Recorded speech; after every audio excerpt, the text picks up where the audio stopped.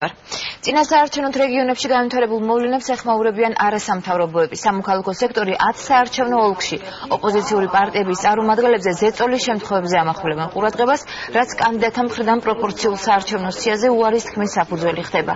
არასამთავრობოები აცხადებენ, რომ ეს სახიფათო ტენდენციაა, რადგან ხშირ შემთხვევაში ოპოზიციური პარტიები პროპორციულ კენჭისყრაში მთელ რიგ საარჩევნო ოლქებში მონაწილეობას ვერ მიიღებენ. ნინო სამყურაშვილი განაგზობს თემას ამ თემაზე. ნინო, რომელ ოლქებზეა საუბარი და ვისი მხრიდან ხდება ზეწოლა? საუბარი არის საქართველოს 5 რეგიონზე. ეს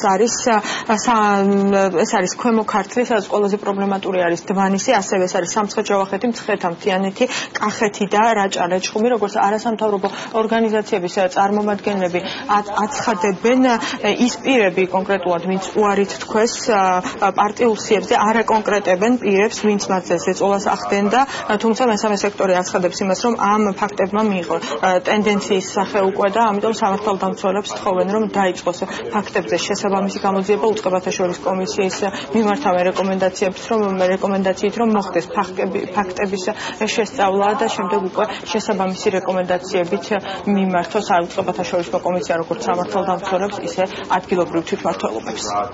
ეს არის არა მხოლოდ საარჩევნო კანონმდებლობის დარღვევა, არამედ ეს ცალსახად შეიცავს დანაშაულის ნიშნებს, იმიტომ რომ ზეწოლა და მუქარა სხვა არაფერია თუ არა სისხლის სამართლის კოდექსში აღწერილი დანაშაულის შემადგენლობები, წარმოშობს პირდაპირ ვალდებულებას სამართალდამცავ ორგანოებზე, რომ მათ დაიწყონ გამოძიება, დაადგინონ ის პირები, ვინც ზეწოლას ახორციელებდნენ უშუალოდ მისცენ პასუხისგებაში და მოახდინონ ეფექტური რეაგირება. პირები საუბრობენ ზეწოლაზე, მათ არ უნდათ ღიათ ამაზე საუბარი, ზოგი მათგანი, რა თქმა უნდა, იკავებს საერთოდ თავს, ამბობს, რომ ოჯახური პირობების გამო მათ გადაიფიქრეს, მაგრამ ჩვენ აქ საუბრობთ ძალიან შემაშფოთებელ ტენდენციაზე, ჩვენ საუბრობთ 5 რეგიონზე და დაახლოებით 11 ოლქზე საუბრობთ დაახლოებით 34 ადამიანზე. კანდიდატებს ემუქრებიან საკუთარი ოჯახის წევრების გათავისუფლების მუქარით, ასევე ამ პროცესში გაიჟღერა დეპუტატების, გამგებლების და სამართალდამცავი ორგანოების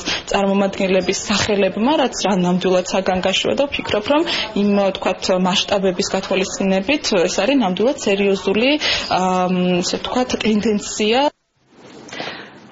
გარდაბანში მოხდა დაპირისპირებასთან დაკავშირებით აპირებენ არასამთავრობოები, რომ დღესვე გავრცელონ განცხადება. არასამთავრობო ორგანიზაციების წარმომადგენლები მოუწოდებენ სამართალდამცველებს, რომ მსგავს ფაქტებზე დროული და ადეკვატური რეაგირება მოახდინონ. რა საფუძვლითაც არ უნდა ყოფილიყო დაპირისპირება, მთლიანობაში ამ ამბავს მიეცა ეთნიკური დაპირისპირების სახე, იმიტომ რომ ერთ მხარეს ჩემ და სამწუხაროდ და ყველა სამწუხაროდ აღმოჩნდნენ ეთნიკურად ქართველები, მეორე მხარეს ეთნიკურად აზერბაიჯანელები. ხელისუფლება სამართალდამცავ ორგანოებს განსაკუთრებული ყურადღების მიქცევა ეკისრებათ ამ შემთხვევაზე და მათ არა მხოლოდ რეაგირება უნდა მოახდინონ ჩადენილ სამართალდარღვევაზე, არამედ ეფექტური პრევენციული ღონისძიებები უნდა გაატარონ.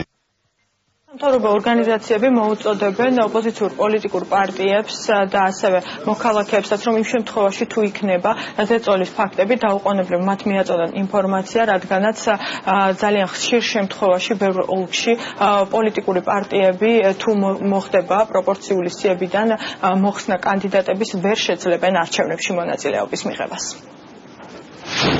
მადლობთ ნინო, ეს ნინო სამყურაშვილი იყო და დღის სხვა